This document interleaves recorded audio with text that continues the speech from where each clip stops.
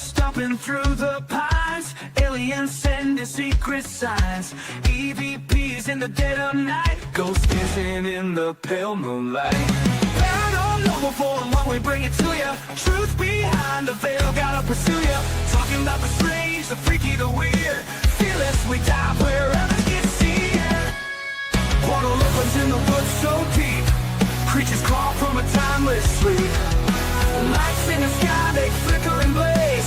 Signals from beyond these earthly days.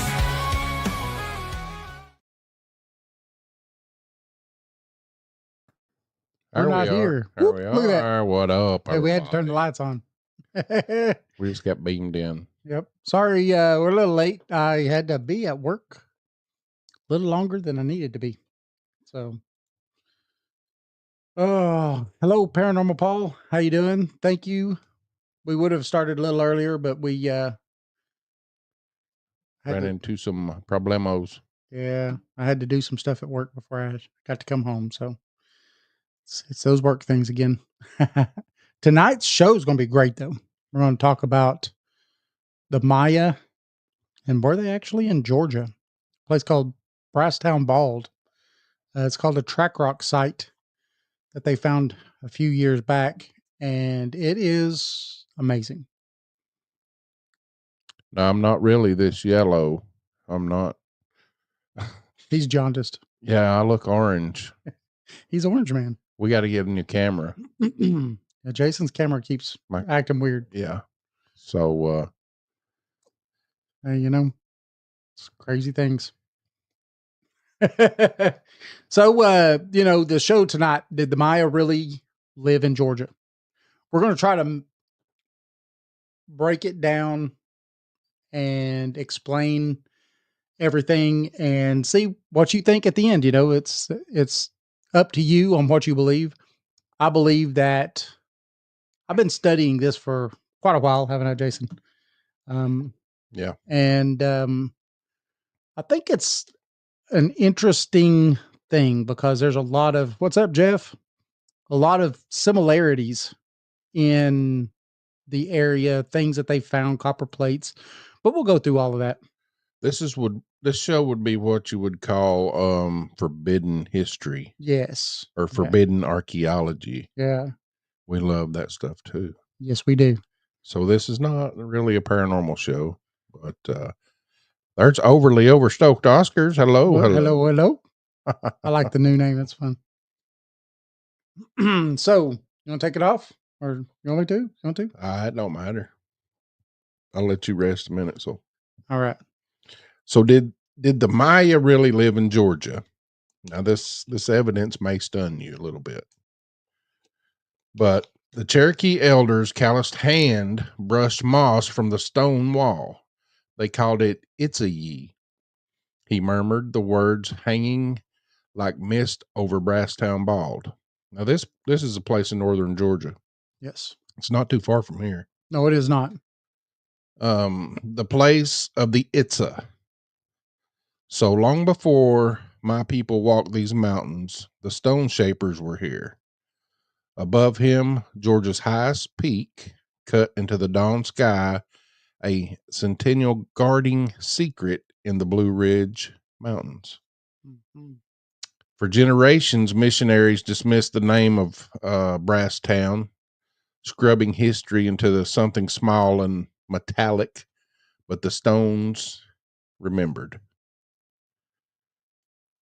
So the Stone Rivers, it's 154 terraced walls cascaded down the slopes of Track Rock Gap like frozen waterfalls.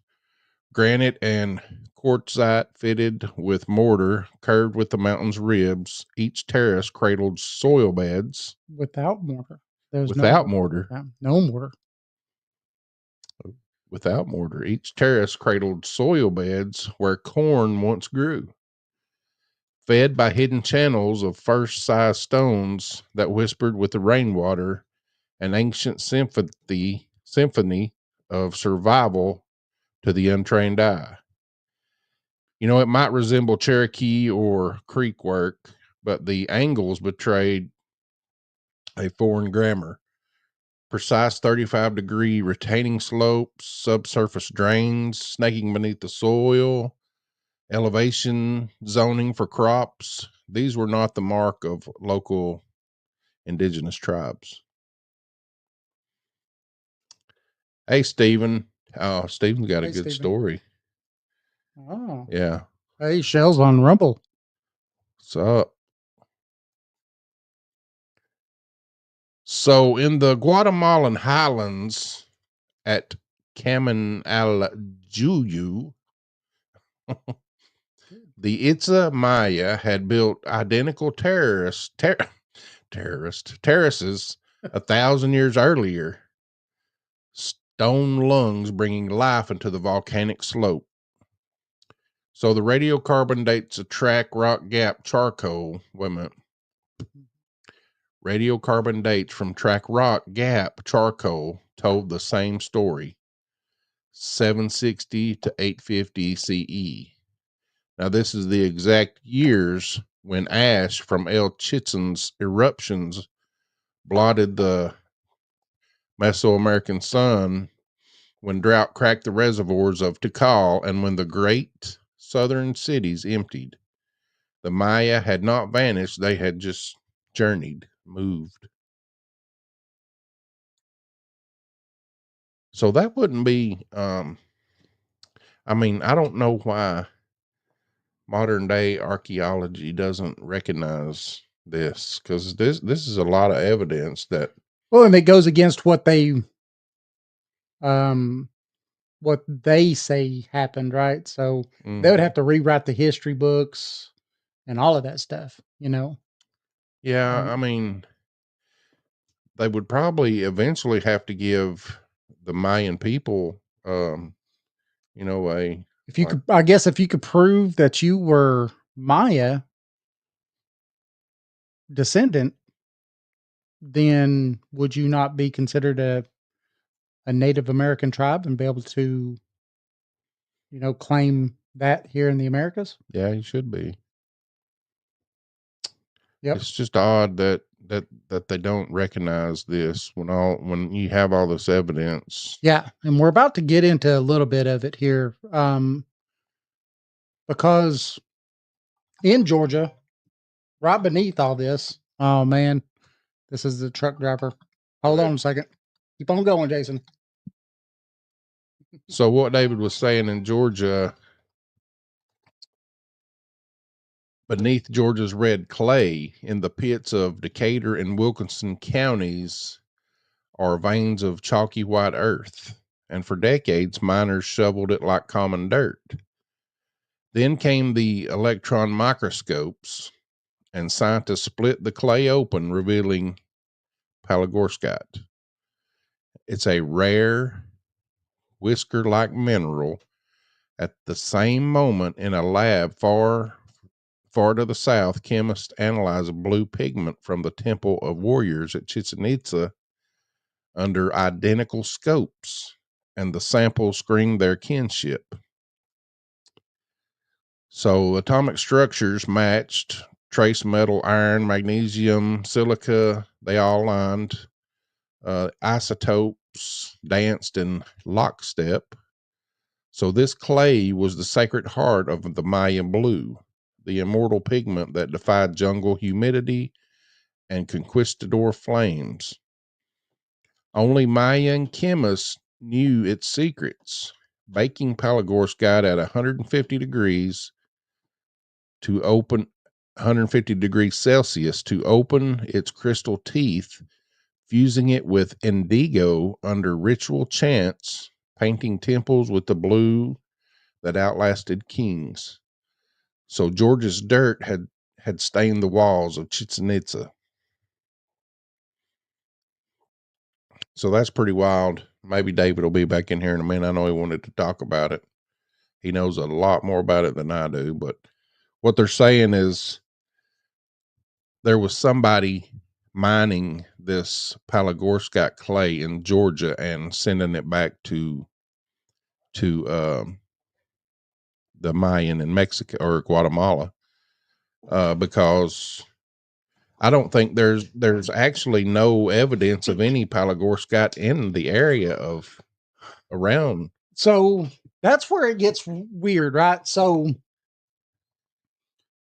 there's a few small places that they got Palygorskite, but the going theory is that there's not enough there for all the stuff that they painted, because they painted temples with this stuff. Yeah. Every sacrifice. So if it was a person, a object of gold, everything got painted with this stuff. They found it in the bottom of some cenotes over 6 foot thick. That's a lot. That's a lot. And so that's where this is. How far did you get? The whole I'm thing? at the Copper Prayers. Yeah. Okay. So did so you also told them about the where it says that it was identical. Yeah. What came out of Georgia Yeah. to what was gotten off there. Yeah. So, I mean, to me, when you have those isotopes that are perfectly the same, no different, that's telling you that had to come from here. Mm-hmm. No question asked. It had to come from here. Well, if they had supposedly no trade or anything, then how did it get here? Right. How did, at the beginning where Jason was talking about the name of that area is called the place of the Itza. And as we just learned in Cherokee, that it's called Place of the Itza. Yeah. And so, and the Itza Maya is the same people that all of this stuff matches with. I don't know. I find it amazing. Coincidental. Yeah. A little more than just a coincidence, maybe. Yeah. Blue has been a royal color, but what's crazy is that, overly overstoked Oscars, triple O. Is that how they come up with it? Because it's Palygorskite clay, and then it is. Well, I'm sure you've already said that too, huh? How it's made and everything. Yeah, how they baked it at 150 degrees Celsius. Yeah, and they added, I forget what they added. I know what it is because I used to Indigo. I used to dig indigo. I have a great story about indigo. It's a great thing to dig at the end of the year when most other plants have died. Yeah. And my uncle was like, "Oh yeah, go dig indigo because yellow jackets won't bury near it and underneath it. They don't like it."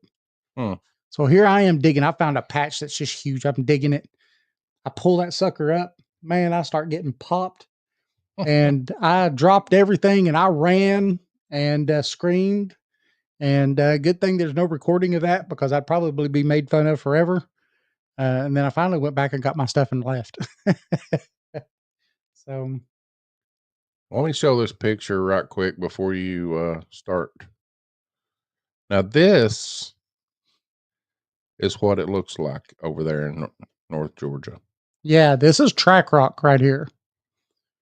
So this is the site. And now last time I looked, it was last year, if I'm not mistaken, but they said that they was getting it ready to open for visitors at some point. So there's going to actually start allowing visitors to come and look at this site. Now they still say, they being, the mainstream archaeologists and stuff like that, that this is Cherokee or Creek or something, but they say it's not them. Yeah. They themselves say it was not them. So, which I find funny, oh no, we know better than your own history. We know your history better than you do. So this next one too, Jason's got some pictures of some of this stuff too, don't you? I got the copper plate. The one copper plate, right? Yeah, the one copper plate. And then so we're going to talk about, I have the picture of where he's looking at the wall in Chichen Itza. Yeah. So they pulled some copper plates up too that don't match with anything that you really find in indigenous Native America here. So the storm of October 2004 lashed Track Rock Gap. It stripped the soil from a crevice. There, gleaming like tears in the mud, lay 3 copper plates. Now, these were thin as oak leaves. Etched upon them were scenes that are frozen in time. Now, on the first plate, you see a lord knelt, spine arched like a bow behind him, and a priest that was pressed an enema syringe to his backbone. That was a big thing that they did, enemas. Serpentine vines coiled above their heads, a mirror of the Bunampak murals where nobles purged their bodies to relieve hallucinogenic visions from the gods. Or, I'm sorry, receive hallucinogenic visions from the god. On the second plate bore a 2-headed beast. Arcing across the metal, stars studded its scale spine. Itzum Cab Ain, or the cosmic crocodile, whose body became the earth in Maya creation myths. At Palenque's temple, the same beast guarded the entrance to Shabalba, or the underworld. Now, on the third, there was a ball player, leaned low, hips armored in woven padding. His eyes were locked in an unseen rubber sphere. Behind him rose stepped pyramids, echoing Brasstown Bald's own terraces. Now, this was no game, it was a ritual war, reenacting the hero twins' battle against the Lords of Death. Now, no Cherokee or Creek hands had etched these scenes. They were pages torn straight from a Maya codex and buried in Appalachian soil. Play the game. In some places, there, because Maya still exists, and in some places, the game is still played. I mean, not to the same deathly end, yeah. but the game is still played. Yeah. Do you want to read this or Go ahead? So now, southeast of the terraces, the earth itself swelled in Kennemer Mound, which is a 5-sided pyramid carved from the living mountain. Archaeologists sliced trenches through its skin, revealing layers of basket-carried clay, 35 feet high, 5 sides. In all North America, only one people sculpted like this. It was the Itzamaya. At Examal, the Pyramid of the Magicians is a 5-tiered, honored the sacred directions north, south, east, west, and the axis of the world tree piercing the center. Here, the mound's corners align to the summer solstice sunrise. On its lost summit stone, the equinox sun once cast a dagger of shadow onto a spring below. A ritual marker known from Copion to Carcol. Still, no glyphs shouted from the stones. There's no stele boasted of kings. Only silence. That's what a lot of people say. Well, if it's the Maya, then why do we not find faces in the stone? I figured you would like this topic. I've been watching your show a lot, so the funny thing is that I don't believe in all the research that I've done, and I've been doing it for years. And all the research I've done and everything, I do not believe at all that this was where there was any seat of power. That was here in Brasstown Bald. You think it was just a mining operation? I think their main thing was mining. I do think that they had a hierarchy, you know what I mean? But I don't think that they had it to the extent of, what they had in Mexico or Guatemala or any place like that. No kings. No, Just Just a Just say like a governor that ran everything. hello, governor. Hello, governor. Hello, puppet. Hello, puppet. But that's why I believe that there's no writing and stuff, because really writing to the Maya and stuff was only something that the kings and the priests and stuff knew. Common people couldn't read and write. I mean, it's kind of like Europe of the time, you know. Common people very rarely could read and write. And I think that's why you don't find that kind of stuff there. Did they find a road?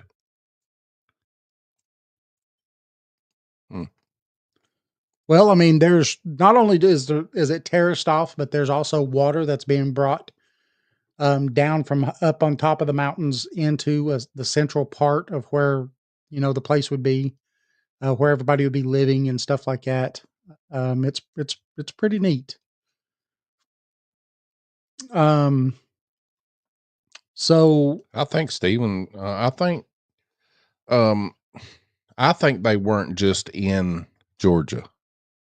I think they may have went to like the middle well, part of the. I'll tell you what I looked at in my studies, and it's not in here. They did trade. I think they did do a lot of trading in the Midwest. Something that's not in here, because Jason did a bunch of studying, and then I did studying to do this show, and then we kind of meshed it together to create the show. But something that I didn't do was so cranial deformation.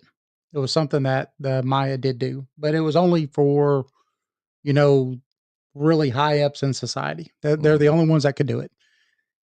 But the same thing happened here in the Americas too. Yeah. The Creek Indians did the same thing. They had cranial deformation. It's where pottery was basically. Yeah, I think you're absolutely right. Because I mean, you know, the Cherokee Indians say that they've been in the area for I think it's somewhere around the last 30,000 years, something like that. And then they talk about the people who were there before them. They were talking about the mound builders and the stone builders and stuff like that. I would say you're probably right, because any roads they would have built would have been a better passage way to go, and so therefore we would have, you know, probably used it. You know, at one time they had closed this area. It was guarded. Yeah, they wouldn't let no one in. Yeah, when they were doing the archaeology and archaeologists, and it was it wasn't just, it was the government that was closing this thing. Yep. Wild. Yep. Something's there. Oh yeah. Well, I mean, you've got LiDAR photo. I mean, what you showed of it is a LiDAR image of it. So I don't know if they reopened it or not. Well, I know that, like I said, I was really looking into it because I want to go real bad. And they were saying that they've had it closed again, but they're going to open it back up to the public, to where you could literally, there's going to be a place for you to park, walk back, and actually see the site. And they're opening it up to the public. Yeah, after they've got all the evidence out. Well, I mean, of course, but there's guys out there that's already looked through this. Remember when they turned Scott Walter away? Yes, that was a good show. Yep. Yeah, that was Scott an Walter show. From I think it was Unearthed. America Unearthed. America, no, something like that. Yeah, but he went down there and they wouldn't let him in. Yep. Crazy. Yep. He does the Forbidden History. So. Yeah, he does. Well, I don't think he does it anymore. I don't think that show's heard still from going. him. Yeah, that show's still not going. Faces in the Stone says that's great. There's got to be some leftovers. Yes, somewhere, right? I mean, they find all kinds of stuff up there. Yeah. Overly overstocked Oscar says, was told there are pyramids here in the U.S. Yeah, they're all over the Well, I mean, place. we did a show one time on the pyramid that's in There's supposed to be one over Missouri, here. right? When in Missouri, Yeah, that had that big mound. yeah, and I've heard there's one over here. I'm sure Stephen knows about the one in Oak Ridge somewhere. Yeah. Well, I'll tell you, not the Cherokee language, but the Creek language is somewhere around 2/3 Mayan. Yeah. From everything that I've looked into it. It's almost like the differences are kind of like the differences between living in California and down here in the South. That's kind of the differences. But they had the same words for something, which we'll show here in a second. Um, Someone actually that's is a Maya was here and they were up there doing some work and they heard the name of a specific place and he says that's the same in my language. Hmm. So what is Faces in Stone? LiDAR data is available to everybody. Yes. Mhm. Yeah. And they did do a LiDAR on it. So it's pretty neat. Now at Brasstown Bald's crown is a ring of lichen crusted stones that are sank into the soil. At dawn on the winter solstice, the sun speared through a notch, which ignites a spiral carved into a center monolith, which is a signature of Maya observatories like, um, what was that, Jason? Say that word for me. Schnickalotl, local, Chico, Chico, I something. don't know. Anyway, from this ring, sightlines stitched the land. So Kinnemer Mound, which is anchored to Orion's belt, and the hearthstones to the Maya. So terraced stairways framed the Pleiades, um, like a rattlesnake's tail, whose spring rising signaled corn planting. There's a narrow cleft in the stones that captures Venus at its zenith, as precisely as the Kukulkan pyramid at Chichen Itza. Hmm. The mountain was not just farmed, it was also a map of the heavens. And that right there proves that they were using it as also the same way that the Maya did. Yeah. They say the story of the pyramid could be in that area. Yeah. It's Around possible. Oak Ridge. Oh, yeah. So there is a witness. Let me pull this picture up before I start reading it.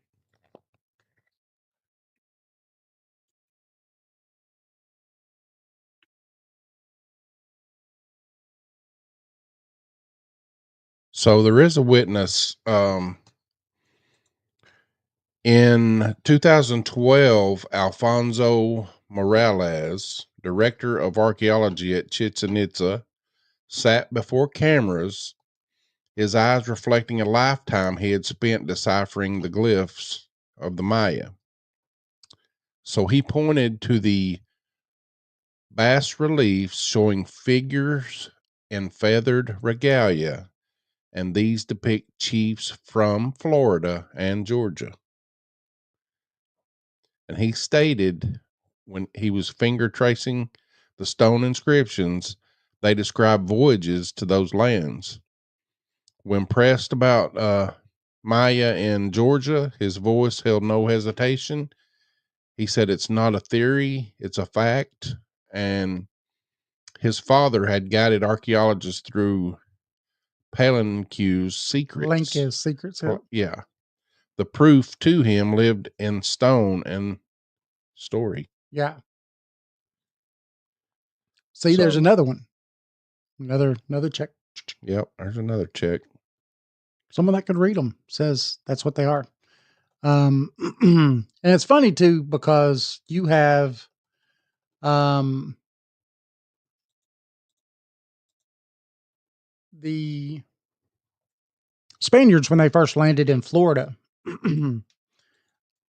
what is now today Miami. Maya. Miami. Maya is the first bit of Miami. Maya. And there was a big lake there, and I forgot the name of the lake. But there was like 7 or 8 tribes that they chronicled living around this big lake, and every single one of their names had Maya in it. Yeah. Every single one of them.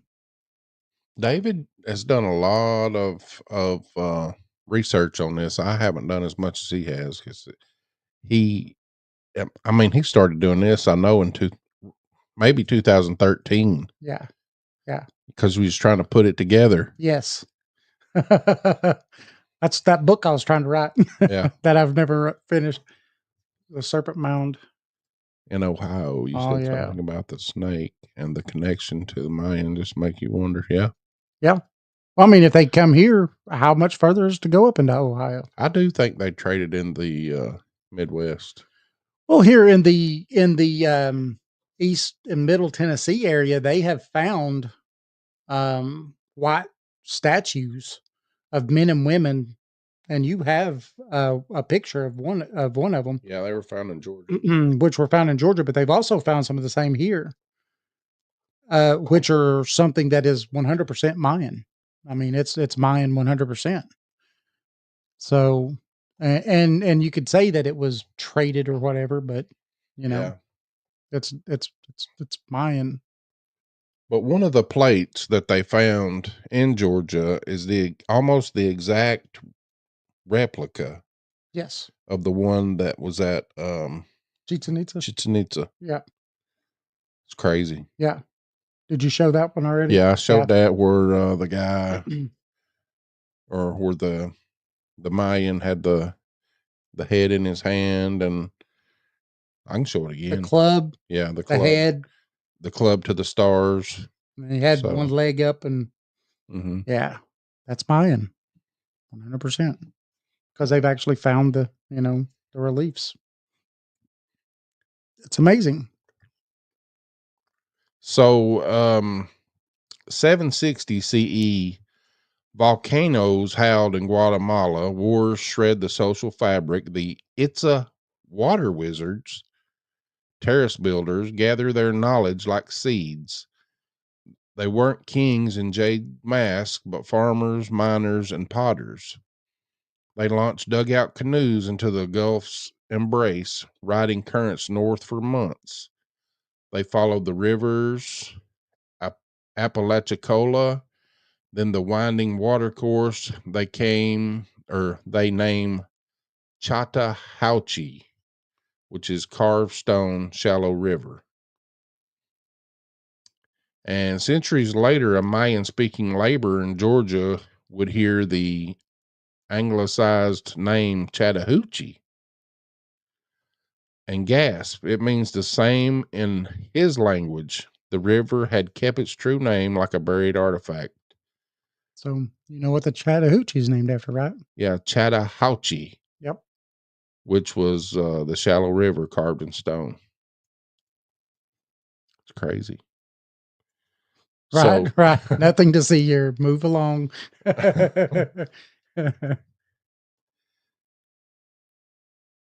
so when they see Brasstown bald, steep, water vein, crowned in chestnut and oak, they know they build terraces to feed the hungry, raise a pentagonal mound to anchor their fleeing gods, bury copper plates to remember Bonapate's purifications, and that's the word I can't say. Palenque. Palenque's monsters. They named the mountain Itza Ye, which is what? Place of the Itza.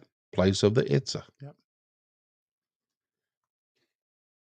Then, centuries later, when the Cherokee arrived, they found the terraces swallowing themselves in green, the solstice stones bearded in moss. They keep the name and they keep the story. Right. It's crazy. So let me show this picture. So this first one over here is the Mayan rain priestess. And Playa de Carmen. Yeah, you can find them in Mexico. See the facial features, the paint.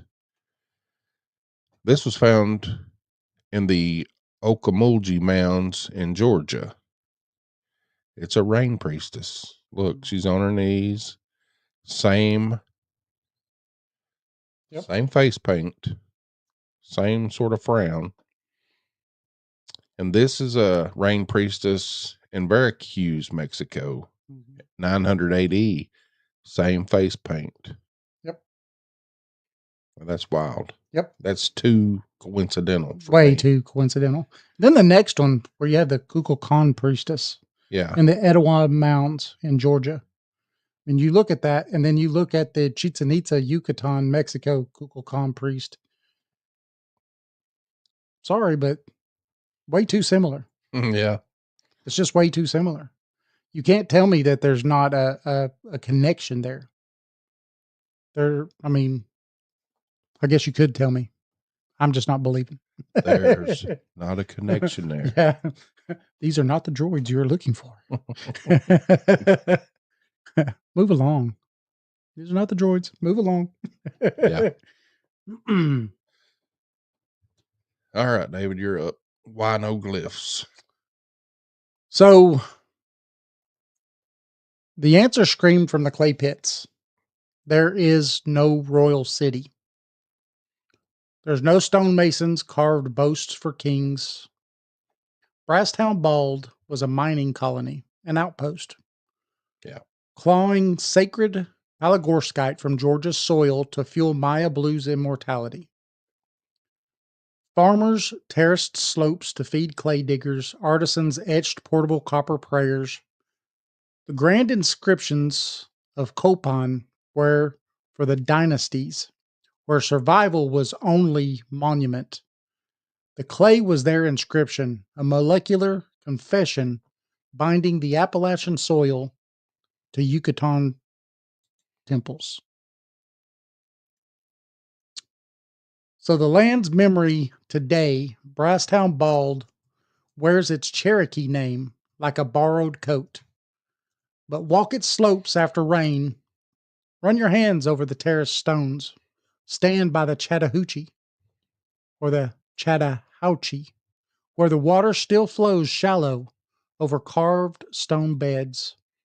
Watch the winter solstice light pierce the spiral, and the mountain never forget its true name. It's a Ye. There's no stela shout for conquest here. Only stones that remember the Pleiades. Only earth stained blue by sacred clay. Only copper plates whispering to the gods of a homeland left behind. The Maya of Georgia built no empires, they built resilience. And in these mist-shrouded peaks, their echoes refuse to die.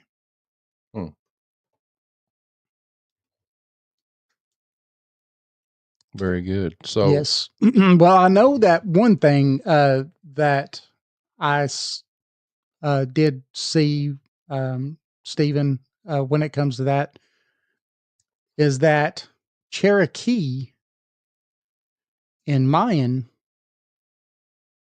means those of another, wait, what was it? Those of another language. I know that Etowah has something to do with the place in Georgia. I mean, it's linked to that name is linked to that somehow. Right. I'm not sure how, but Those faces in the stone have to say there. I'm trying to gain employment. Stone Mountain, Georgia. I've been there. Yeah, Georgia's nice. I want to go to this place. Oh, let's just look it up. Have you been to Stone Mountain? I don't before? think I've ever been to Stone Mountain. Oh, it used to be nice back in the day. I don't know what they've done with it now, but they used to have a laser light show there. Really? On the mountain where they've got that big, I think it's Grant that's carved into the mountain and something like that. Really? Might not be Grant, it might be who was the Southern general? Lee, Robert E. Lee.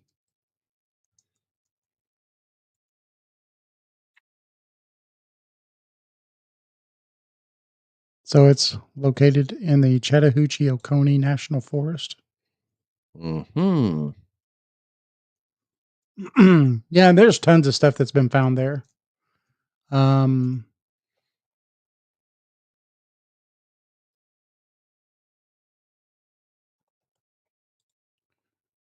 like I said, I know last year they said that they was going to open it up. Yeah, it's open. Historic sites, trails, tours, hiking.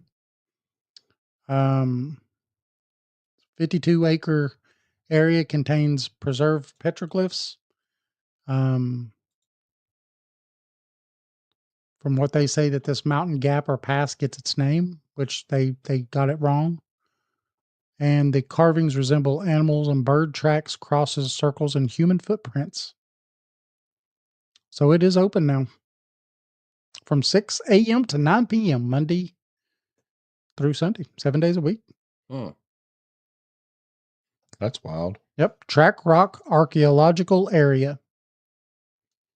Don't say nothing about Mayan culture. No, they're never going to. That ain't going to happen. So it is up, and it is called Track Rock Archaeological Site. They've even got a website. So BlueRidgeHighlander.com. The BlueRidgeHighlander.com. Road trip, yes. It's not that far. No, yeah, it's not that far. Couple hours for us, I think. 2 or 3 hours. When we went to the American Stonehenge. the American Stonehenge down there, we passed by. Well, we wasn't too far from it. I we don't wasn't think. too far from. We were It in was the a little Blue bit Ridge more. Mountains. It was a little bit further north, I think. Yeah. Than, You take a left instead of a right. Yeah. But I definitely want to go there. I hope everybody liked the show tonight. Yeah. And sorry I had to step out, but sometimes we have to do what we have to do. So this is pretty good evidence that the Mayan did migrate, or At least was at here. least was here Yeah, in they at least Georgia. had a settlement here, I think. Yeah. And with that being said, of course they're going to integrate in with local indigenous at the same time. Yeah. At Thank least you, they Shell. didn't war with them. They kind of Yeah. was just there with them. Yeah. Yeah, I mean, because the Cherokee don't talk about it. Maybe So, the Cherokee gave them rights to the clay. You never know. I don't know. I think the Cherokee say that they were here before them. Oh, really? Yep. So yeah, because that was back in the day, wasn't it? Mm-hmm. I mean, Cherokees say that they've been here for about 30,000 years. I think 900 BC or BE or Or CE. So 900 Common Era. So That's when all the Mayan cities were starting to get emptied. vacant. Yeah. Yeah. So, oh no. And that's what they carbon dated some of that stuff in Georgia. Right. So they could have moved here, and we may have Mayan ancestors living here in North Carolina or Georgia. Yep. Now that's something that the establishment definitely wouldn't want to get out. Yeah. At all. You're right. No way were they here or were they ever be here. I hope everybody liked the show tonight. This is something that really interests me, and I kind of wanted to do this show on this tonight. And Jason was like, "Sure." What did Steven say?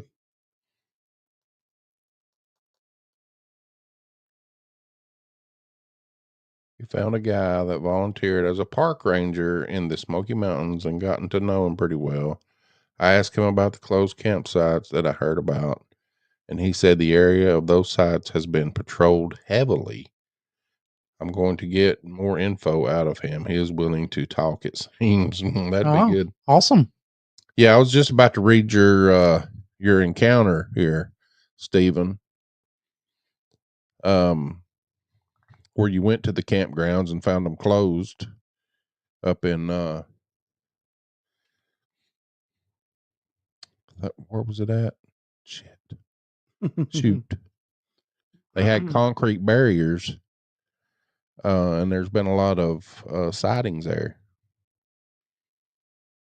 I think it was Cityco. Cityco? Yeah. Because he said he went on over to that other camping place, Indian Boundary, and come down that way. Yeah. But on his way through, I want to read this for you. Hold on. Faces in the Stone says the Cherokee claim a lot. He says he goes to Cherokee often. Really enjoyed the show. Thank you both. I'm going to have to watch the replay to catch the beginning. He says there's been a lot of Bigfoot. Thank you, Faces in the Stone. Yes, thank you. He says there's been a lot of Bigfoot encounters around that campsite, but they journeyed on up to, this is where when he asked us to go, and I couldn't go. Yeah, I had to go to work early that next morning. Yeah, he journeyed on top of Indian Boundary. So as we were going, we get to the top of what I called the witch's cap, and there was something large, kind of a brownish tan color. Thing went running back up the ridge from the road, and I can say without a shadow of a doubt that this was no deer, because for one, deer this time of year are red in color, and this was brown. So whatever it was a lot larger and a lot faster than a deer. So he said he caught the backside of it, him and his son, and if you look at the paddy film, when it's moving before it looks back, and it moves up her right leg, that's exactly the size and shape of what we seen. We got to go with him up there. Yeah, absolutely. I'm game. Yeah, we have to go. We want to look for Bigfoot. I'd like to do it. We've got a bunch of equipment. Yeah. We haven't really looked for Bigfoot yet. No. But we've been in the woods, but no Bigfoot hunting. No. We've always been doing something else. So it'd be fun. I wanted to thank everybody for showing up or coming in for the show and everything. And right now we don't have anything planned this Saturday. No, not a show yet. Not yet. Okay. We'll let you know on Facebook if what we're gonna do. That'd be fun. Yes, Stephen. Yeah, we got to bring cameras. Record it. Again, I want to thank everybody for showing up and everything.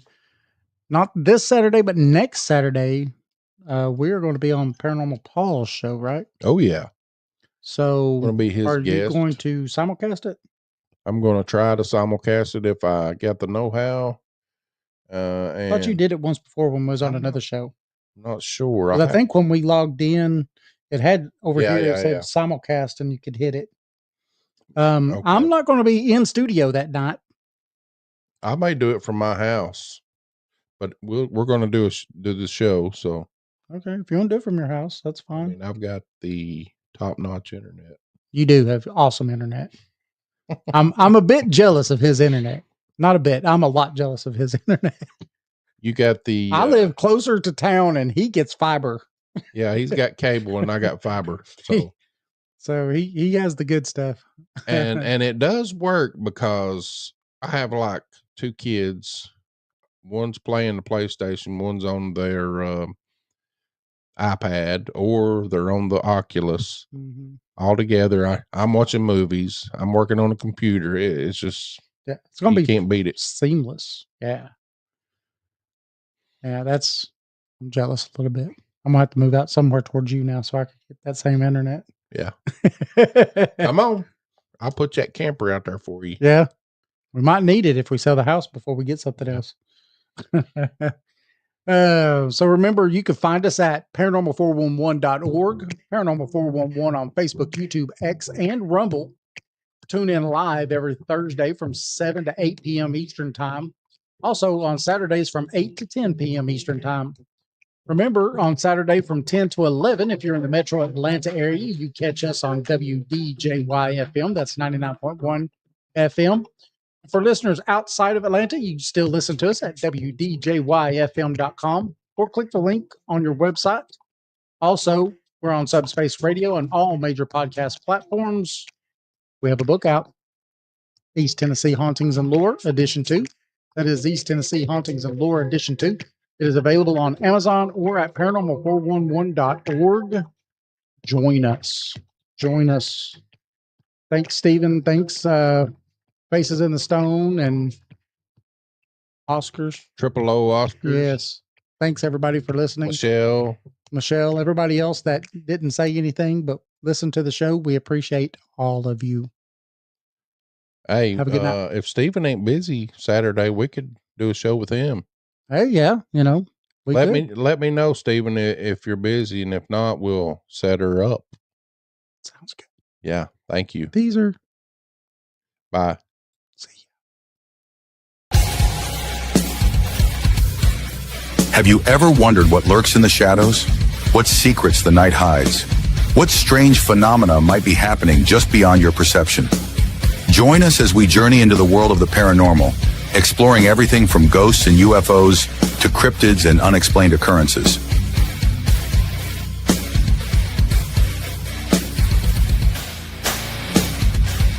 From haunted houses to all things paranormal, join us in the search for the truth behind the veil. Welcome to Paranormal 411.